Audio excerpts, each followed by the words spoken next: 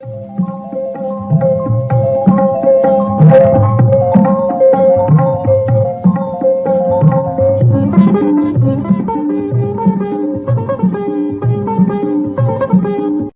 कहानी, कभी तराने, कभी पुरानी बातें, बातें हो दिल की या मन की बात, रेडियो देता हम सबका साथ। आओ चले चलो प्ले करो, साउंड ऑन करो, वॉल्यूम अप करो, सुनते रहो गुनगुनाते रहो, रेडियो की धुन पर झूमते रहो। हेलो फ्रेंड्स, मैं हूँ सुहानी धापा और मैं हूँ सोनल। मैं हूँ प्रतिष्ठा। मैं हूँ शिविका चुग। और मैं हूँ अविका चुग। मैं हूँ सारिका। मैं हूँ निवांशी। मैं हूँ Prashant. And we are back with our बाल कार्यक्रम। पीले पीले सरसों फूले, स्वागत हेतु हे श्रीकंत, बाल मन भी चहके मगन होकर, छा गया चहु और वसंत। 3 अक्षर का मेरा नाम, आता हूँ सुनने के काम, दूर दूर की खबरें लाता, बताओ बच्चों मेरा नाम। अरे क्या बात है, प्रतिष्ठा ने कार्यक्रम के शुरुआत में ही वसंत ऋतु के बारे में इतनी अच्छी कविता सुनाई, और मेरी दूसरी तरफ सोनल ने एक ऐसी पहेली पूछ ली जिसका उत्तर तो मुझे पता है।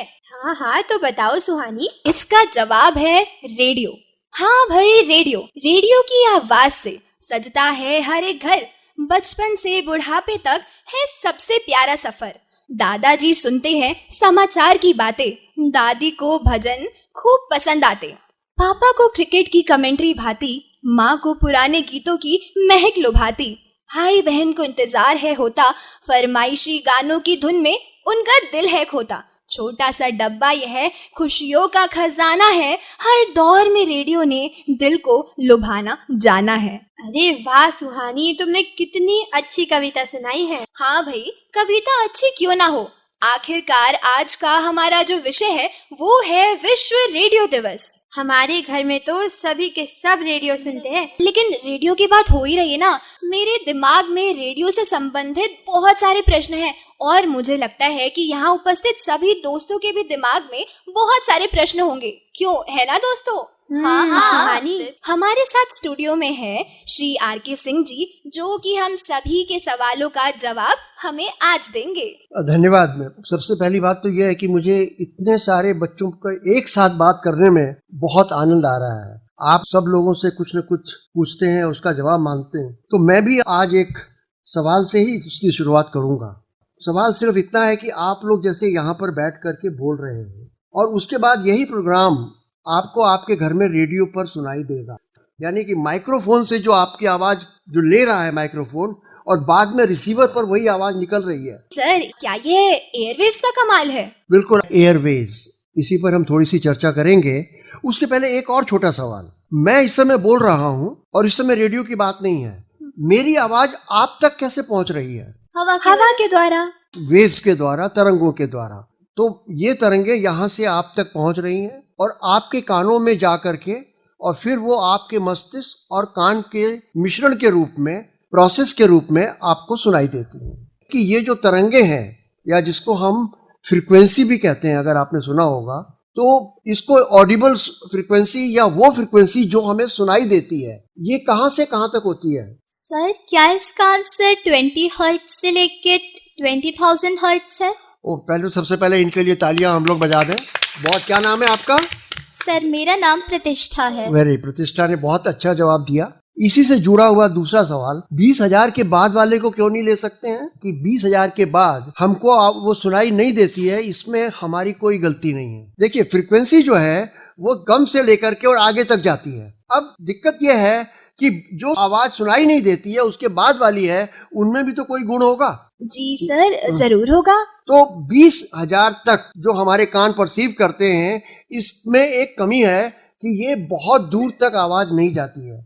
कि 20,000 के बाद वाली जो फ्रीक्वेंसी है वो सुनाई तो नहीं देती है, लेकिन दूर तक चली जाती है। में तो ये हो गया कि हमारी आवाज सुनाई देती है, दूसरे में हमारी आवाज नहीं सुनाई देती। जो फ्रीक्वेंसी सुनाई तो देती है लेकिन दूर तक नहीं जा सकती है, वो क्या करती है कि वो फ्रीक्वेंसी जो दूर तक जा सकती है उससे दोस्ती कर लेती है। यानी कि जो फ्रीक्वेंसी सुनाई देती है वो फ्रीक्वेंसीज उन फ्रीक्वेंसीज के ऊपर बैठ जाते हैं, और यही ब्रॉडकास्टिंग है। हम जो बोलते हैं इसको कंटेंट कहते हैं, और जो फ्रीक्वेंसी दूर तक जाती है उसको क्या कहते हैं, उसको कैरियर कहते हैं। तो ब्रॉडकास्टिंग में दो चीजें होती हैं, एक कंटेंट और एक कैरियर। बड़ा आसान है। कंटेंट जो है हम लोग स्टूडियो में तैयार करते हैं, लेकिन इसको भेजने के लिए हमको कैरियर बनाना पड़ता है। इसी प्रकार से जो फ्रीक्वेंसीज हमारी दूर तक जाती है वो भी कई तरह की होती है। कोई बता सकता है कि कितने तरह की फ्रीक्वेंसीज होती है? और यहां पर मैं अगर हिंट दूं आप लोगों को तो medium wave, short wave, FM, समझ गए आप? तो इसके बाद की जो फ्रीक्वेंसीज हैं जो कि 540 किलो हर्ट्ज से लेकर के और 1609 किलो हर्ट्ज तक होती हैं, ये फ्रीक्वेंसी दूर तक जाती हैं। लेकिन इनमें भी एक दिक्कत है, ये फ्रीक्वेंसी ग्राउंड वेव्स कहलाती हैं, जमीन पर चलती हैं, इसलिए इसको मीडियम वेव कहते हैं। और इसीलिए जो मीडियम वेव ट्रांसमीटर होते हैं हमारे, आपका जो प्रोग्राम है, जो कंटेंट है, उसको हम इसके ऊपर बैठा देते हैं, यानी कि उसको मॉड्यूलेट करते हैं, मॉड्यूलेशन करते हैं। और ये जो फ्रीक्वेंसी है हम कहाँ बनाते हैं, कहाँ पैदा करते हैं? ट्रांसमीटर पे। ये आवाज जो है हम वहां तक भेजते हैं और वहां उनको कहते हैं भैया इसको जो है इसके ऊपर बैठा दो, और बैठा करके इसको छोड़ दो। और छोड़ने का मतलब चूंकि वो अपने आप जा सकती है तो वो चल के जाती है। अब उसको आपका रिसीवर कैसे लेता है? जैसे आप यहां से गए बॉम्बे ट्रेन से या कार से, तो वो कार आपके घर तक तो नहीं जाती है, जा भी नहीं सकती है। तो आप गेट पर ही उस कार को रोक देते हैं और आप उतर के अंदर जाते हैं। ऐसे ही जब आपका प्रोग्राम बैठा हुआ है फ्रीक्वेंसी पर और वो जा रहा है, और जब वो आपके रेडियो रिसीवर से टकराएगा और रेडियो जो है वो कैरियर को कहेगा नमस्कार, बहुत बहुत धन्यवाद कि आप हमारे कंटेंट को, आप हमारी आवाज को यहां तक ले आए, लेकिन अब हम आपको अंदर नहीं आने देंगे। इसको क्या कहते हैं? डीमॉड्यूलेशन। यानी कि बैठाने की विधि को मॉड्यूलेशन कहते हैं और उसको उतारने की विधि को डीमॉड्यूलेशन कहते हैं। तो ये फ्रीक्वेंसी जो मीडियम वेव थी वो जमीन पर चलती है ना? तो ऐसे ही फ्रीक्वेंसीज भी जो हैं, जो कि ज्यादा होती जाती हैं, तो उनकी कैरेक्टरिस्टिक्स, उनकी जो कला है वो बदलती जाती है। तो जो फ्रीक्वेंसीज जमीन पर चलती थी वो बिगड़ने के बाद वो बजाय जमीन पे चलने के ऊपर चली जाती हैं। अब ऊपर जाएंगी तो ये कैरियर को आना जरूरी है। तो ऊपर हमारे एक ओजोन लेयर कहलाती है, उस ओजोन लेयर से टकरा करके वो वापस नीचे आ जाती है और फिर हम उसको अपने कंटेंट को उतार लेते हैं। इसको कहते हैं शॉर्ट वेव। 3 मेगाहर्ट्ज से लेके 30 मेगाहर्ट्ज तक इन फ्रीक्वेंसीज की क्या आदत है कि ये जमीन पर नहीं चलती हैं, ये ऊपर जाती हैं और ऊपर जाकर के टकरा करके नीचे आ जाती हैं। 3 से 30 के बाद वो फ्रीक्वेंसीज आवारा हो जाती हैं और वास्तव में वो ओजोन लेयर को क्रॉस करके ब्रह्मांड में चली जाती है। तो एक जमाना ये था कि जो 30 मेगाहर्ट्ज के बाद हमारे पास कैरियर था ही नहीं, लेकिन उसके बाद एक जनाब हुए, आपने शायद नाम सुना होगा, उनका नाम था आर्थर सी क्लार्क। उन्होंने ये सोचा कि यार ये जो फ्रीक्वेंसी ऊपर चली जा रही है इसको हम कैसे ला सकते हैं। तो उन्होंने कहा कि अगर हम इन ओजोन लेयर के ऊपर एक चौकीदार बैठा दें, चौकीदार की तरह, और उसको डंडा दे दें कि भैया जो तुम आ रहे हो वापस जाओ, जो आ रहे हो वापस जाओ। अब क्या हुआ कि ये 30 मेगाहर्ट्ज के बाद वाली जो फ्रीक्वेंसी थी वो नीचे आने लग गई, और ये आर्थर सी क्लार्क ने किया, और यहां पर सैटेलाइट का जन्म हुआ। सैटेलाइट क्या है? सैटेलाइट कुछ नहीं है, ओजोन लेयर के ऊपर बैठा हुआ चौकीदार है। इसको इंग्लिश में बोल लो तो रिफ्लेक्टर है। यानी कि जो फ्रीक्वेंसी 30 के बाद की है वो ऊपर जा करके और टकरा करके वापस आ जाएंगी, और ये एक बहुत बड़ा रिवॉल्यूशन था। अब मैं थोड़ा सा आपको पूछना चाहूंगा, एफएम आप सब लोग सुनते हो? जी ज्यादातर आप लोग गाने ही सुनते हो एफएम पर।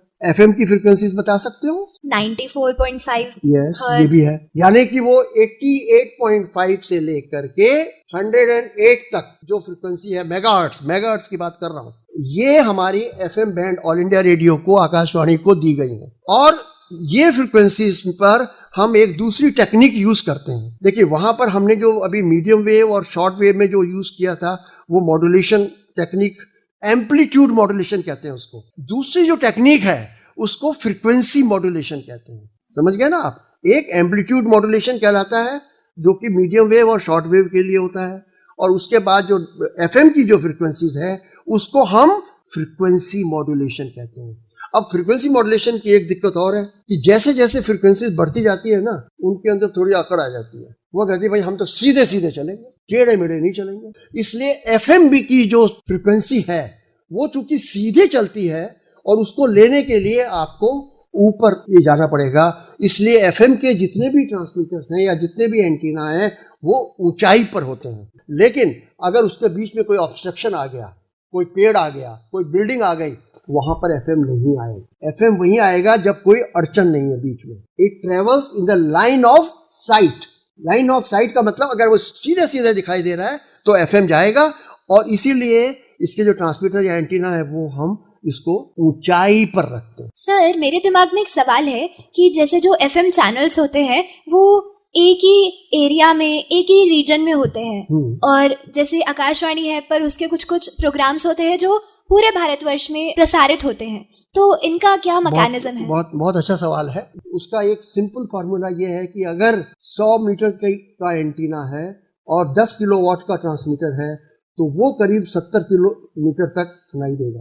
तो ये इससे चलती है। और एक चीज अब यहाँ पर और बता दूं, एफएम पर ही कम्युनिटी रेडियो का शायद आप लोगों ने नाम सुना होगा। जी सर, है ना। कम्युनिटी रेडियो जो है वो गवर्नमेंट की ये पॉलिसी है कि हम उस कम्युनिटी के लिए, यानी कि कोई अगर मोहल्ला है कहीं है, उसकी कम्युनिटी के लिए अगर हम ब्रॉडकास्टिंग करना चाहते हैं तो हम एक छोटा ट्रांसमीटर लगाते हैं, सिर्फ 50 वाट का। दिल्ली में बहुत सारे कम्युनिटी रेडियो हैं। उसका पर्पस ये है कि जो प्रोग्राम बाकी लोग नहीं सुन पाते हैं, लेकिन उस कम्युनिटी के जो गरीब लोग हैं, रिक्शे वाले हैं, सब्जी वाले हैं, उनको मौका नहीं मिलता है, तो उनकी बातचीत को करने के लिए हम कम्युनिटी रेडियो का सहारा लेते हैं। तो ये हो गया community radio, medium wave, short wave, FM. अब एक चीज और बताता हूँ, रेडियो ब्रॉडकास्टिंग में 3 मेजर प्रोसेस होते हैं। 3, कंटेंट जनरेशन, कोई भी प्रोग्राम जो कि आप लोग स्टूडियो में करते हो, और दूसरा है कंटेंट डिस्ट्रीब्यूशन, यानी कि उस कंटेंट को हमें ट्रांसमीटर तक भेजना है, और तीसरा होता है कंटेंट ट्रांसमिशन। बड़ा सीधा सवाल है कि रेडियो ब्रॉडकास्टिंग में 2 चीजें होती हैं, एक कंटेंट होता है, एक कैरियर होता है, और इसमें 3 विधि होती हैं, 3 प्रोसेस होते हैं, कंटेंट जनरेशन, कंटेंट डिस्ट्रीब्यूशन और कंटेंट ट्रांसमिशन। तो ये रेडियो की चल रही। अब जो क्रांति एक और नई आ रही है इस समय, वो भी आपको थोड़ा सा, लेकिन आपको एक आइडिया मैं देना चाहूंगा। आप लोगों में से पता नहीं कितने लोगों को कुछ आइडिया है डिजिटल क्या होता है? जी सर, बताइए। बहुत अच्छी बात है सर। जो डिजिटल यानी जो बाइनरी लैंग्वेज में जो भी ट्रांसमिट हो, आपके एनालॉग जो चीजें होती है, जो आवाज है, इसको हम कन्वर्ट कर देते हैं डिजिटल में। और डिजिटल में आपको मालूम है कोई भी 2 कैरेक्टर डिजिटल। तो अब जमाना ये आ गया है कि हम जो अपने प्रोग्राम जो बना रहे हैं इसके फायदे बहुत हैं। हमारी आवाज होती है वो सिर्फ 20 हर्ट्ज से 20 किलो हर्ट्ज तक होती है। ये सुनाई तो देती है लेकिन दूर तक नहीं जा सकती है। और इसके बाद वाली जो फ्रीक्वेंसी है ये दूर तक तो जा सकती है लेकिन कान हमारे परसीव नहीं करते हैं, सुनाई नहीं देती है। तो मैंने ये कहा था कि इन दोनों की हमने दोस्ती करा दी, और दोस्ती को कहते हैं मॉड्यूलेशन। 20 हर्ट्ज किलो हर्ट्ज तक की आवाज को हमने कैरियर के ऊपर बैठा दिया और फिर कहा कि जाओ बेटा, छोड़ दिया उसको, और वो जाएगी, रिसीवर उसको रिसीव करेगा। उसको कहते हैं डीमॉड्यूलेशन। सो मॉड्यूलेशन और डीमॉड्यूलेशन, ये दोनों प्रोसेस जो है ये कहलाते हैं amplitude modulation and amplitude demodulation. ठीक है ना। और तीसरा मैंने आपको बताया जो आजकल पॉपुलर है वो एफएम। लेकिन एफएम क्यों पॉपुलर हुआ? एक तो एफएम का जो रेडियो रिसीवर है वो बहुत सस्ता है, और दूसरी इसकी टेक्निक बहुत अच्छी थी, क्वालिटी बहुत अच्छी थी। मेरे ख्याल से मैं यही समाप्त करना चाहूंगा। जी सर। वाह सर, इतनी सारी बहुमूल्य जानकारियों के लिए आपका बहुत बहुत धन्यवाद। अब रेडियो पर इतनी बातें हो गई है तो चलिए एक रेडियो गीत भी मैं आपको सुना देती हूँ। आशा है आपको अच्छा लगेगा। रेडियो लगाए हमारा मन, हाँ जी हाँ लगाए हमारा मन, रेडियो लगाए हमारा मन, हाँ जी हाँ लगाए हमारा मन, रेडियो से खिले हमारा चमन, रेडियो का साथ मिले हरदम, रेडियो से खिले हमारा चमन, रेडियो का साथ मिले हरदम, रेडियो लगाए हमारा मन, हाँ जी हाँ लगाए हमारा मन, आँखों देखा हाल रेडियो हमें सुनाए, रेडियो नाटक हमारे दिल को लुभाए, समाचार सुनाए सुनाए हमें भजन, रेडियो तो है जैसी बहती पवन, कविताएं सुनाए सुनाए सुरीले गीत। रेडियो देता हमको नई नई सीख। दुनिया ने देखा है रेडियो कदम, रेडियो को हम करते हैं नमन। हाँ जी हाँ करते हैं नमन। रेडियो लगाए हमारा मन, रेडियो लगाए हमारा मन। हाँ जी हाँ लगाए हमारा मन, रेडियो लगाए हमारा मन। हाँ जी हाँ लगाए हमारा मन। मैं कुमुद सक्सेना, बाल साहित्यकार, विश्व रेडियो दिवस के अवसर पर सभी को हार्दिक शुभकामनाएं देना चाहती हूँ। आपके लिए एक कविता समर्पित है। मेरी शुभकामनाएं। मेरी शुभकामनाएं तुमको मन से ये देती संदेश, सुखी स्वस्थ रहो तुम, हरदम चमको जैसे दिनेश।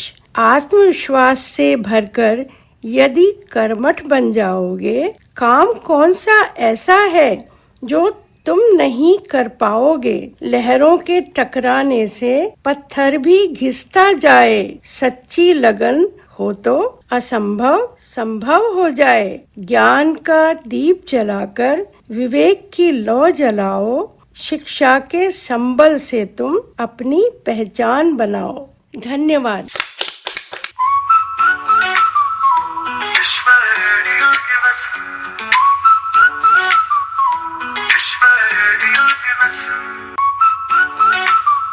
आइए आइए आइए मेरे सभी रेडियो दोस्त, आइए विश्व रेडियो दिवस पर आइए मेरे साथ सभा सजाइए। मैं आपकी दोस्त और होस्ट मुदिता आज की सभा में करती हूँ आपका स्वागत और विश्व रेडियो दिवस के उपलक्ष्य में आपको अपनी बात कहने की देती हूँ दावत। ट्रेडिशनल रेडियो आप मेरे दाईं तरफ बैठ जाइए, कम्युनिटी रेडियो आप मेरे बाईं तरफ आ जाइए और आप सभी एफएम रेडियो हो जाइए यहाँ विराजमान। नई दुनिया के साथी पॉडकास्ट आप माइक लीजिए थाम और आप श्रोतागण भी इस उत्सव में हो जाइए शरीक और सुनिए इन सभी रेडियोस की मन भावन बातचीत। आइए सबसे पहले करते हैं ट्रेडिशनल रेडियो से मुलाकात। जी बताइए अपनी बात। मैं ट्रेडिशनल रेडियो आप सभी को नमस्कार करता हूँ। मैं सूचना, प्रसारण और संचार का सबसे पुराना माध्यम हूँ। हाँ, यह भी कह सकता हूँ सबसे सशक्त माध्यम रहा हूँ। मुर्कोनी ने मेरा आविष्कार क्या किया, जनमानस का जीवन ही बदल गया। मैं दूर दराज बैठे व्यक्ति का ऐसा दोस्त बन गया जो उनको हर जानकारी पहुंचाता हूँ, समय समय पर जागरूक करता हूँ और मनोरंजन भी करता हूँ। मुझे क्या लगता है, मेरी अहमियत को देखकर ही विश्व रेडियो दिवस मनाए जाने का निर्णय लिया गया होगा। अरे हाँ, आपको मालूम है सबसे पहले विश्व रेडियो दिवस 13 फरवरी 1946 को मनाया गया था। अरे यह नानी कुछ कहना चाहती हैं। बताइए नानी, बताइए आप क्या कहना चाह रहे हो। ये लीजिए, सबसे पहले मिठाई खाकर अपना मुंह मीठा कीजिए। आज तो आपका दिन है। आपने हमारा जीवन संवारा है, हमें बहुत कुछ सिखाया है और मधुर सुरीले गीत सुनाकर हमारा मन बहलाया है। आज की पीढ़ी के पास तो मनोरंजन के कई साधन हैं, लेकिन हमारे पास आपके अलावा ऐसा कुछ नहीं था जो हमारा स्वस्थ मनोरंजन कर सके। हमारा साथ देने के लिए बहुत बहुत आभार। वैसे एक बात बतलाऊं मैं आपको, मेरे पास भी एक यादगार स्वरूप पुराना मर्फी रेडियो रखा है, जिससे हम बहुत गाने सुना करते थे और वो आज भी मुझे बहुत प्रिय है। धन्यवाद नानी, धन्यवाद। मैं आपकी दोस्त और होस्ट मुदिता आपको ले चलती हूँ हमारे एफएम रेडियो के पास। एफएम रेडियो, आप भी बताइए अपने बारे में कुछ खास। हेलो दोस्तों, मैं हूँ आपका दोस्त फ्रीक्वेंसी मॉड्यूलेशन रेडियो। अरे चकरा गए ना? चकराइए नहीं जनाब, यह मेरा पूरा नाम है। बाकी आप सब तो मुझे प्यार से एफएम रेडियो कहते हो। मेरा अंदाज थोड़ा मस्त मौला है, लोगों को हंसाने में मुझे बहुत मजा आता है। अगर मेरे इतिहास की बात करूं तो एडविन हार्वर्ड आर्मस्ट्रांग ने मेरा आविष्कार किया, लेकिन व्यवहार में मैं काफी समय बाद आया। आसपास के इलाकों में मैं आसानी से सुना जा सकता हूँ। मैं सबसे ज्यादा मनोरंजन मालूम है किसका करता हूँ? किसका? कार से यात्रा करने वाले मुसाफिरों का। उनसे बात करते करते, गीत सुनाते हुए मैं उन्हें पहुंचा देता हूँ उनके गंतव्य तक, यानी कि उनके डेस्टिनेशन तक। युवा वर्ग मुझे बहुत पसंद करता है। आइए चाय के कप के साथ कुछ सुनिए, कुछ सुनाइए। प्यारे से लम्हों में मेरे साथ मुस्कुराइए, गुनगुनाइए।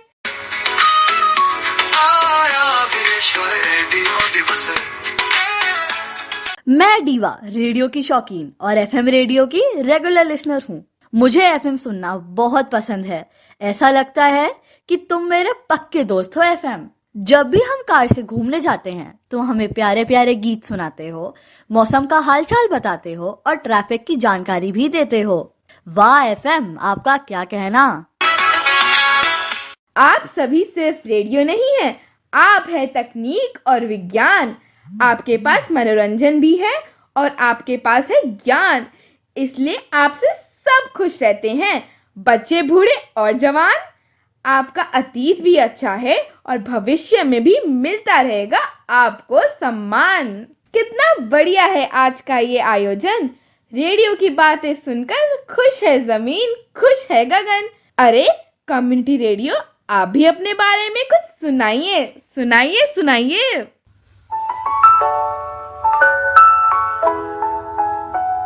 दोस्तों, मैं कम्युनिटी रेडियो आप सभी को नमस्कार करता हूँ। जैसा कि मेरे नाम से विदित होता है, मेरा आविष्कार कम्युनिटी की सेवा के लिए हुआ है। मेरा लक्ष्य बड़ा है, लेकिन मेरी पहुंच सीमित है। मैं सीधी सरल प्रकृति का रेडियो हूँ। मैं मर्यादा में रहकर कार्य करता हूँ। मेरी जरूरत महसूस हुई, इसलिए मैं भी प्रसारण का जरिया बना। मैं स्थानीय मुद्दों पर जागरूकता फैलाता हूँ। स्थानीय भाषा और बोली में अपनी बात रखता हूँ। स्थानीय कलाकारों को उनकी प्रतिभा प्रदर्शन का मौका देता हूँ और उस जगह की सांस्कृतिक विरासत को बढ़ावा देता हूँ। मैं लाभ के लिए नहीं, सहयोग के लिए कार्य करता हूँ। दोस्तों, मैं कम्युनिटी रेडियो आपके सेवा भाव को हमारा सलाम। दोस्त, कम्युनिटी रेडियो आपने रेडियो के सफर को आगे बढ़ाया है और आपने भी समाज में अपना नाम कमाया है। हे लेटेस्ट, स्मार्ट एंड फास्ट, तुम बताओ अपने बारे में कुछ पॉडकास्ट। मैं पॉडकास्ट अपने सभी बड़ों को प्रणाम करता हूँ। मैं भी प्रसारण तकनीक का नवीनतम माध्यम हूँ। आप मुझे डिजिटल युग का अनुपम उपहार भी कह सकते हो। वैसे तो मुझसे हर उम्र के व्यक्ति जुड़ सकते हैं, लेकिन नई पीढ़ी, जिसे तुम जनरेशन Z कहते हो, वो मुझसे बहुत प्रभावित है, क्योंकि मुझे किसी भी समय कहीं भी अपनी सुविधा अनुसार सुना जा सकता है। मेरे कई रूप हैं। मनोरंजन के लिए, शिक्षा के लिए, प्रेरणा के लिए, व्यापार के लिए, जानकारी के लिए मुझे सुना जा सकता है। मैं थोड़ा स्वतंत्र स्वभाव का हूँ। निजी विचारों की अनौपचारिक माध्यम से प्रस्तुति, यह मेरी विशेषता है। मेरे माध्यम से सबको मंच मिल जाता है। टिशा, तुम बताओ, तुम मुझे सुनना क्यों पसंद करती हो? हेलो पॉडकास्ट, मैं टिशा जैन आपके द्वारा अपनी पढ़ाई को इंटरेस्टिंग बनाती हूँ। कई कहानियाँ भी सुनती हूँ और गीत तो मैं ट्रेडिशनल रेडियो पर ही सुनती हूँ, लेकिन आप सब रेडियो मुझे बहुत अच्छे लगते हो। रेडियो रेडियो रेडियो, विश्व रेडियो दिवस की बधाई। तो मेरे सारे रेडियो दोस्तों, आज की यह सभा होती है यहीं संपन्न। चलते चलते बस यही कहना चाहूंगी कि रेडियो के सुरों में है संगीत, रेडियो के शब्दों में है प्रीत। हर युग में रेडियो ने दिल छुआ और भविष्य में भी छूता रहेगा हर मन का गीत। विश्व रेडियो दिवस, विश्व रेडियो दिवस। मैं डॉक्टर ऋचा सूद, एक शिक्षाविद और अंतर्राष्ट्रीय स्तर पर डिस्कस थ्रो, शॉट पुट और हैमर थ्रो की गोल्ड मेडलिस्ट हूँ। 13 फरवरी यानी विश्व रेडियो दिवस। विश्व रेडियो दिवस की मैं सभी बच्चों को बहुत सारी कोटि कोटि शुभकामनाएं देती हूँ। तो जब हमने इतनी रेडियो पर बातें कर ही ली है तो मैं एक कविता सुनाना चाहूंगी। मेरा नाम शिविका है। अच्छा शिविका, आपकी कविता से पहले ना मेरे कुछ प्रश्न हैं जो मैं आपसे पूछना चाहती हूँ। ठीक है, पूछो। तो जैसे कि आर.के. सर ने हमें इतना कुछ बताया रेडियो के बारे में, फिर उन्होंने उल्लेख किया डिजिटल के बारे में। तो डिजिटल अगर देखा जाए तो मेरा तुमसे एक प्रश्न है, फोन पे सबसे ज्यादा क्या करती हैं? मैं फोन पे सबसे ज्यादा गूगल पे आर्टिकल्स पढ़ती हूँ और मैं यूट्यूब देखती हूँ, व्हाट्सएप पे अपने फ्रेंड्स से बातें करती हूँ और कभी कभार बच्चों वाली गेम्स भी खेल लेती हूँ। बच्चों वाली गेम्स भी खेल लेते हो? अरे मुझे इससे याद आया, क्या तुम ऐसे कोई भी गेम डाउनलोड कर लेती हो जो मर्जी चाहे, जिसका मन चाहे? नहीं, मैं रिस्ट्रिक्शंस वाली गेम्स डाउनलोड करती हूँ। ये तो बहुत समझदारी की बात हुई, क्योंकि हम सभी को तो पता ही है ना कि इस इंटरनेट के दौर पर अपने आप को हमें सेफ कैसे रखना चाहिए ताकि कोई हमारे डिवाइस हैक ना कर ले, हमारी निजी जानकारियों को ना जान ले, है ना? हाँ, बिल्कुल सही। अब मैं अपनी कविता सुनाऊं? हाँ, अब सुना सकती हो। रेडियो की दुनिया है कितनी सुहानी, हर आवाज में छुपी एक नई कहानी। दूर की आवाजें पास में लाए, दुनिया के हर कोने की खबर सुनाए। तो सुनते रहो इस मधुर बहार को, रेडियो सजाए हर जीवन के हार को, रेडियो सजाए हर जीवन के हार को। धन्यवाद। अरे वाह शिविका, ये तो तुमने बहुत अच्छी कविता सुनाई। बिल्कुल सही कहा तुमने। इंटरनेट पर कुछ ऐसे रिस्की गेम्स होते हैं जिसके कारण हमारी क्रिएटिविटी प्रभावित होती है और इनसे बच्चों की मानसिकता और फैमिली लाइफ में हस्तक्षेप भी हो सकता है और तो और इसके बहुत बुरे परिणाम हो सकते हैं। बढ़ते साइबर अपराधों के कारण हम बच्चों को भी केयरफुल रहना चाहिए। तो दोस्तों, इसी पर मेरे को एक सवाल आया है। क्या आप सोच सकते हो कि दुनिया में एक ऐसा समय था जब कोई मोबाइल, इंटरनेट या वीडियो गेम नहीं थे? अगर आप उस समय में जी रहे होते तो आप अपना टाइम स्पेंड कैसे करते? तो मेरे हिसाब से पुराने जमाने में वो लोग रेडियो सुनते थे या अपने माता पिता के साथ, अपने दोस्तों के साथ समय बिताते थे, छत पे खेलने जाते थे, शाम को अपने दोस्तों के साथ खेलने निकल जाते थे। और क्या क्या हो सकता है, चलो अपने दोस्तों से ही पूछ लेते हैं। उस समय तो हम चुटकुले और कहानियाँ सुनते थे। चुटकुले और कहानियाँ सुनते थे? जी हाँ दोस्तों, बिल्कुल सही कहा आपने। हम बच्चों के लिए ये बहुत महत्वपूर्ण समय है। देखिए, एग्जाम्स का समय आ गया। हम सभी शिद्दत से तैयारियों में लगे होते हैं। एक तरफ तो क्लास में और स्कूल में अच्छा परफॉर्म करने की टेंशन होती है, तो दूसरी तरफ फेवरेट और कम फेवरेट सब्जेक्ट्स के लिए दिमाग में संघर्ष चलता रहता है। पता है दोस्तों, मैं अपनी तैयारी कैसे करती हूँ? सबसे पहले मैं टॉपिक्स के मेन पॉइंट्स लिखकर उन्हें सब टॉपिक में डिवाइड कर लेती हूँ। अब मुख्य बिंदुओं को हाईलाइट करते हुए इलाबोरेट करती हूँ। अरे वाह प्रतिष्ठा, ये तो आपने बहुत ही अच्छे हमें एग्जाम से रिलेटेड एक प्रो टिप दे दी। तो आप सब अपने एग्जाम्स की तैयारियां कैसे करते हैं? अपने एग्जाम की प्रिपरेशन की ओर मेरा पहला कदम होता है कि मैं अपने मोबाइल फोन को रखूं साइड में और अपने किताबों को पकड़ूं अपने हाथ में और शांति से पहले रीडिंग करूं और देखूं कि आखिर क्लास में क्या क्या हुआ है और रिवाइज करूं। और अब जो प्रतिष्ठा ने एग्जाम स्टडी की टिप्स बताई थी, अब वो मैं फॉलो करूंगी क्योंकि वो मेरे को बहुत पसंद आई। इससे मुझे दिनकर जी की एक कविता याद आती है। बढ़कर विपत्तियों पर छा जा, मेरे किशोर मेरे ताजा, जीवन का रस छन जाने दे, तन को पत्थर बन जाने दे, तू स्वयं तेज भयकारी है, क्या कर सकती चिंगारी है। देखो, जहाँ हम मोबाइल फोन में अपना समय व्यर्थ भी कर सकते हैं, पर वही मोबाइल फोन में वे अपनी किताबों में हम ऐसे कविताएं पढ़ सकते हैं और प्रेरक प्रसंग पढ़ सकते हैं। और उसी से याद आया, अरे सोनल, तुमने भी तो बताया था ना कि तुम्हारे पास भी एक प्रेरक प्रसंग है। हाँ, मेरे पास भी एक प्रेरक प्रसंग है, अमेरिका के 16वें राष्ट्रपति अब्राहम लिंकन से संबंधित। तो क्या मैं सुनाऊं? हाँ हाँ, नेकी और पूछ पूछ। यह प्रसंग उस समय का है जब अब्राहम लिंकन का परिवार इंडियाना से इलिनॉय की ओर बढ़ रहा था। बेहद ठंडा मौसम था। रास्ते में बर्फ जमी हुई थी। अन्य सामान के साथ यह दल एक छोटा सा डॉगी भी लाया था।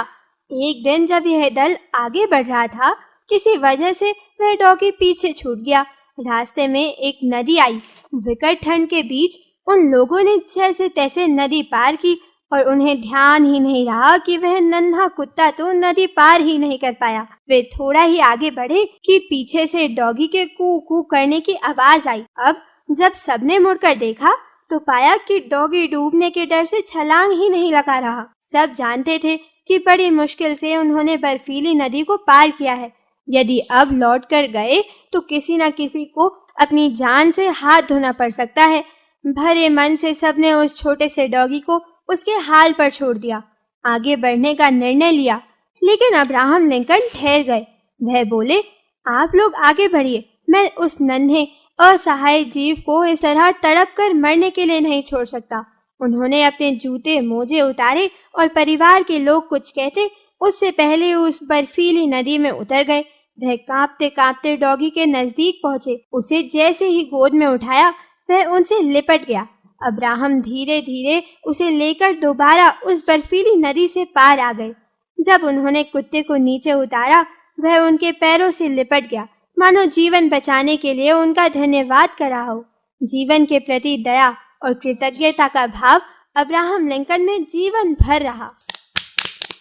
तो सोनल, तुमने तो बहुत ही प्रेरणादायक बातें सुनाई और मेरे को याद आया कि 12 फरवरी को हम अब्राहम लिंकन की जयंती भी तो मनाते हैं। अगर अब्राहम लिंकन ने हार मान ली होती तो वे कभी भी अमेरिका के राष्ट्रपति नहीं बन पाते। उन्होंने 6 बार चुनाव हारे, लेकिन फिर भी कोशिश करते रहे। तो दोस्तों, आज हमने इतनी सारी प्रेरणादायक बातें सुनी, लेकिन याद रखना, जो सबसे जरूरी चीज है वो है कोशिश। अब बात हो रही है रेडियो की, तो क्यों ना उस टॉपिक पर भी चर्चा करें जो आजकल के सबसे टॉप मोस्ट प्रायोरिटी में से है। जी हाँ, मैं बात कर रही हूँ कुंभ मेले और कुंभ यात्रा की, जिसका आयोजन 6, 12 या 144 वर्षों बाद होता है, क्योंकि इसका रिलेशन बृहस्पति ग्रह के रिवॉल्यूशन से रिलेटेड है। तो चलिए, इस पे मैं आपको एक गीत सुना देती हूँ। उम्मीद करती हूँ आपको यह गीत पसंद आया होगा। दोस्तों, आपसे दूर जाने का तो हमारा मन ही नहीं कर रहा। क्यों, सही कहा ना मैंने? हाँ प्रतिष्ठा, आज देखो हमारे कार्यक्रम में हमने कितनी सारी चीजें करी। सबसे पहले तो आर.के. सर ने हमें इतनी ज्ञानवर्धक बातें बताई, क्योंकि हम हर दिन रेडियो पे आते हैं और अगर हमें रेडियो के बारे में पता ही नहीं है तो ऐसा कैसे चलता है ना?